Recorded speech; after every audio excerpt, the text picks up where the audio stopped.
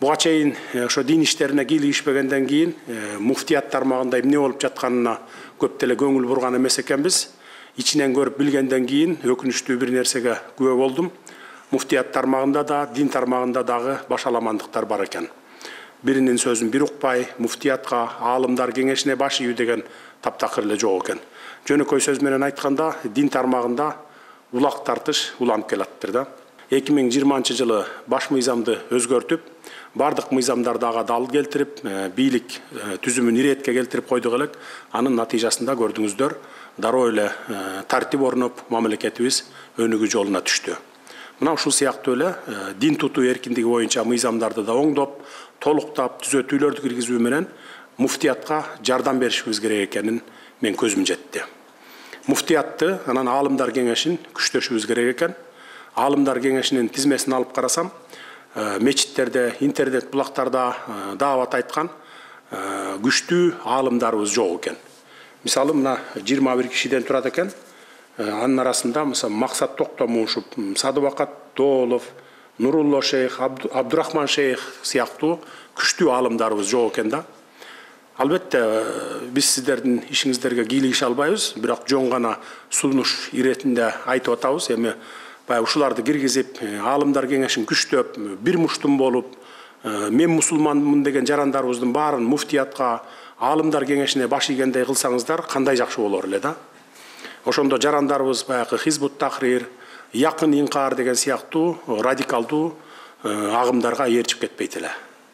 Кыргызстандын аймагында ислам динин кармангандар бир гана муфтиятка жана аалымдар кеңешине баш ийип, алардын чечимдерин мыйзам катары аткарганда гана тартип, ынтымак болмокта. Ал эми ынтымак болбосо, ынтымагыңар болбосо эч кандай ийгилик жарата албасыңыздарды аны өзүңүздөр жакшы билесиздер. Ал эми дааватты жоюп атат дегендерге айтарым, даават жоюлбайт. Дааваттан биз эч жамандык көргөн эмеспиз. Тескерисинче 90-жылдардан кийин канчалаган жарандарыбыз даават уккан соң оң жолго түшкөндүгүнө далилдер өтө эле көп. Ага баарыбыз эле күбө болуп келе жатабыз.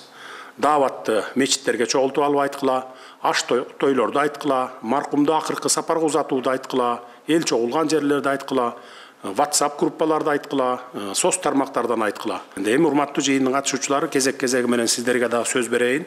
Ар бириңиздердин колуңуздардагы мыйзам долбоору боюнча дагы кандай алымча кошумчаларыңыздар болсо, тартынбай айтыңыздар дагы. Бул азырынча долбоор гана. Долбоорду ар тараптан талкуулап, жакшылап бышырып алып туруп, анан жогорку кеңешке жиберели деген сунушум бар. Чындыгында 2008 жылдагы кабыл алынган дин тутуу эркиндиги жоболордун ичиндеги дин жаатындагы сунуш пикирлер алмашуу учурдун талабы экендигин көрүп баамдап жеттик.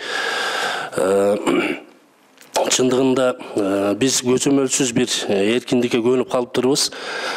Могул жаңы кабыл алынып жаткан дин тутуу эркиндиги мыйзам долбоорунда көбүн эсе моюн сунууга, тартипке чакыруу, ошол эле мезгилде бир максатта, бир демде динди тутунуу маселеси коюлуптур. Сунуштарыңыз болсо, пикирлериңиздер болсо ачык айтыңыздар. Максат ачы, сиздер. Мына азыркы жаңы мага колума тийген боюнча 3-чү берене 4-чү пунктта. 4-чү подпункт насаатчы. Насаатчы депчи. Ушул жерде ушул акырында мындай деп атат, каттоодон өткөн Кыргыз Республикасынын жараны. Анан бул жерде тактоо иретинде сурагым келип атат да. Бул карапайым жөн эле калк, кичине динди үйрөнөм, намаз үйрөнөм, өзүм кичине оңдойм деп 3 күнгө, 40 күнгө, бир 4 айга ушундай убакыттар чыгат да. Ошолорго тиешелүү же мындай дин аалымдары аттуу баштуу үгүт насаат кылып интернетте ошолорго же жалпысына? Бул жерде сиз айткандай карапайым калкка тиешеси жок. Бул ошол именно фатва берип, например, YouTube канал, WhatsApp, соц тармактарда өздөрүнчө чыгып алып туруп фатва берген учурлар көбөйүүдө да. Ошолордун ишмердүүлүгүн көзөмөлгө алуу максатында киргизилген берене булчу. Садыбакасы ажы мына силерде жүрөт. Ошол билими бар адамдар гана элдерге ислам динин жайылтууга акугу бар деп атабыз. Ал эми бардык жарандар жана сиз суроо берген мечитке барса, мечитке барып өлүм житимдерде Куран окуса, жана ресторандарга барганда Куран окутпай, аларды бардык эле барып кимди чакырып келсе ошол окуй берет. Бирок насаал айтып, акыл үйрөтүп, фатва берип, динди жайылткан адамдар билимдүү болуш керек, статусу жогору болуш керек, ошон үчүн насаатты деп жазылчу. Ал эми насаатчыга ошол зеленый свет карточканы муфтият берет. Алар текшерип, бул жарайт, бул жарабайт деп, ошол тартипте отпайсызбы? Бул мыйзам тартипке келтирет деп. Мына тартиптин башаты ушул. Тактоо иретинде мына 12-беренеде 1-пунктта.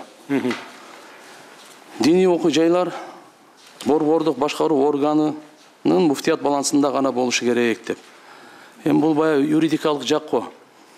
Анан кийин мен ушул жерде сунушум көзөмөлдү бекемдеп, анан кийин баягы лицензия жана башка ансы деле азыр госкомиссия муфтиятта көп көзөмөлгө кирип атат. Ушуну муфтияттын балансында болбой эле, мечиттер муфтияттын балансында болуп, бирок частный, жеке менчик бирөө кура турган болсо, анын муфтият маалысына өткөрүп берип койсо, кийин мындай ишмердүүлүккө суу сап деле мындай эмеле болуп калат да, суу эле калат. Ушул жерде мен жеке өзүндө эле калса деп айтат элем.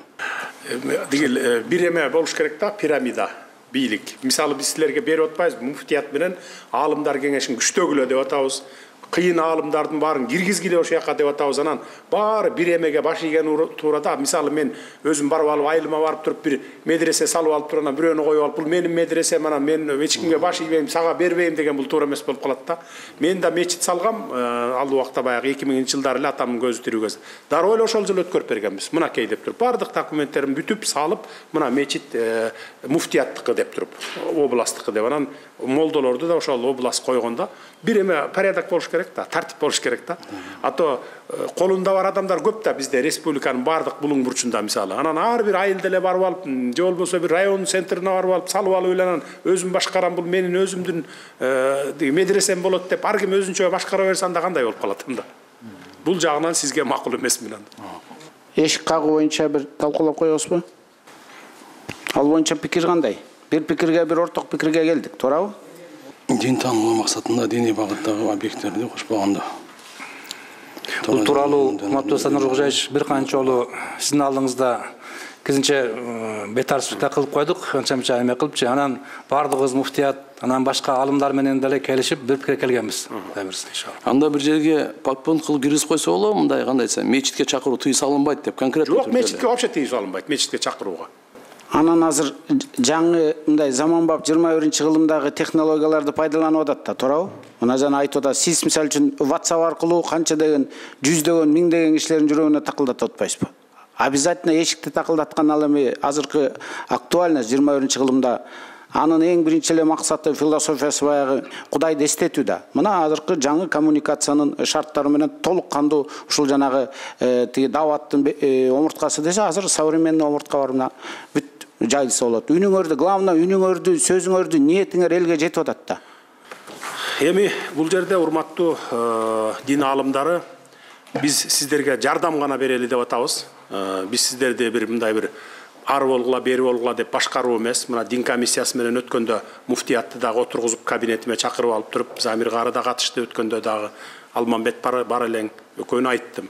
Биз силерди башкаруу эмес, дин комиссиясынын милдети, координация кылуу. Эгерде туура эмес динге кетип бараткан болсо, мындай бир коркунуч жаратып аткан болсо мамлекетке, анда ошол жагынан гана. Атак силер буларды баягы башкарып алып, ары бол, бери бол, мындай чечим чыгар, тигиндей чечим эмес. Биз чечимди бүт муфтият менен дин аалымдарына берип атабыз. Ынтымак болсоңор, бир муштун болсоңор, тез эле иретке салып коебуз бат эле. Урматтуу Санар Кожаевич, мен ошол сизден алгачкы сөздү алып, бардыгыбыз Кудайым буйрса мына ынтымакка келдик. Ушул долбоорду талкуулап, комиссия түзүлүп, сиз бир нече жолу жыйындарды өткөрдүңүз, бизге аябай чоң таасир берди. Сиздин астыңызда дагы биз кичине адепсиздик болуп сүйлөп алдык, бирок баргандан кийин ошол аалымдар кеңешинин аалымдары, бардык аалымдарыбыз ушул долбоордун алкагында буйрса бир тартипке, ынтымакка, достукка келип калдык буйрса. Баары жакшы болот. Рахмат, анда эмесе жыйынтыктайлы, жыйынтыктардын алдынан да дин комиссиясы менен Алмамбет азыркы бүгүнкү түшкөн сунуштарды оңдоп, толуктап жанагы жерге, анан кийин ошол сунуш берген адамдардын кол койдуруп туруп анан мага алып келгиле мыйзамды. Ар бир бетине кол койгула. Анан сунуштары кандай сунуш түшсө биз кабыл алдык да ошонун баарын. Так ошондой кылып туруп, анан кол койдургула. Мисалы, Максат Ажыдан түштү, Садыбакас Ажыдан түштү, дагы четте отурган Калпак сиз жаш баладан. Андан түштү, дагы кимдерден түштү? Сизден түштү, Бакыт мырзадан түштү. Ушуларга кол койгузуп алып туруп, мынакей бүттү деп туруп алып келгиле, анан мен акыркысын оформить этип туруп жөнөтөлгө апараттым.